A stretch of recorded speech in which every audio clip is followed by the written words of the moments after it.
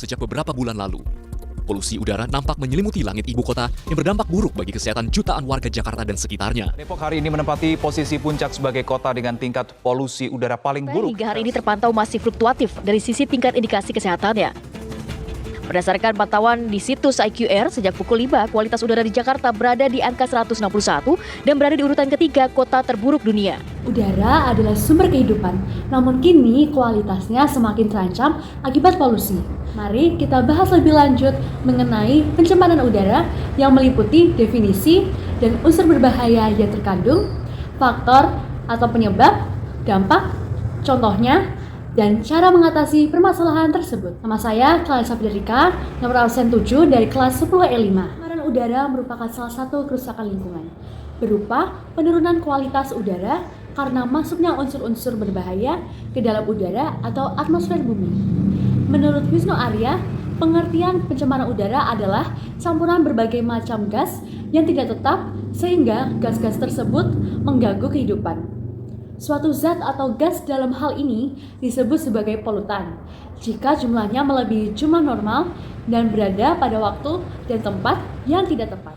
Unsur-unsur berbahaya yang masuk ke dalam atmosfer tersebut bisa berupa karbon monoksida atau CO, nitrogen dioksida atau NO2, klorofluorokarbon atau CFC, sulfur dioksida atau SO2, hidrokarbon atau HC, benda partikulat, timah atau PB, dan karbon dioksida atau CO2. Unsur-unsur tersebut bisa disebut juga sebagai polutan atau jenis-jenis bahan pencemar udara. Pencemaran udara disebabkan oleh faktor alam dan aktivitas manusia. Faktor alam meliputi letusan gunung berapi, kebakaran hutan, serta kegiatan mikroorganisme yang menghasilkan polutan seperti asap, debu, dan gas. Kegiatan mikroorganisme ini terjadi dalam proses pembusukan bahan organik, seperti sampah ataupun limbah, yang menghasilkan gas metana atau CH4 dan hidrogen sulfida atau H2S yang dapat mencemari udara dan menimbulkan bau tidak sedap. Aktivitas manusia yang berkontribusi pada polusi udara meliputi pembakaran sampah, kendaraan bermotor, dan industri yang menghasilkan asap, debu, serta gas berbahaya seperti CO dan juga NO. Proses industri seperti peleburan baja, pembuatan semen, dan pertambangan turut menyumbang debu dan juga asap.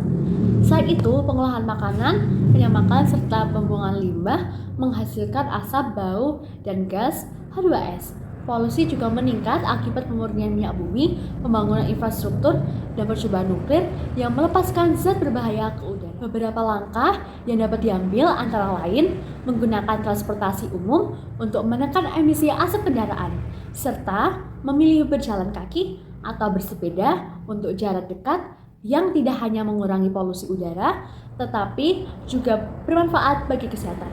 Selain itu, menghindari pembakaran sampah sangat penting karena asapnya mengandung zat beracun yang mencemari udara, dan kita juga bisa menjauhi rokok dan asapnya karena mengandung berbagai bahan kimia berbahaya yang berkontribusi pada polusi udara. Menghemat pemakaian listrik juga dapat membantu karena penggunaan listrik yang berlebihan dapat meningkatkan emisi dari pembangkit listrik.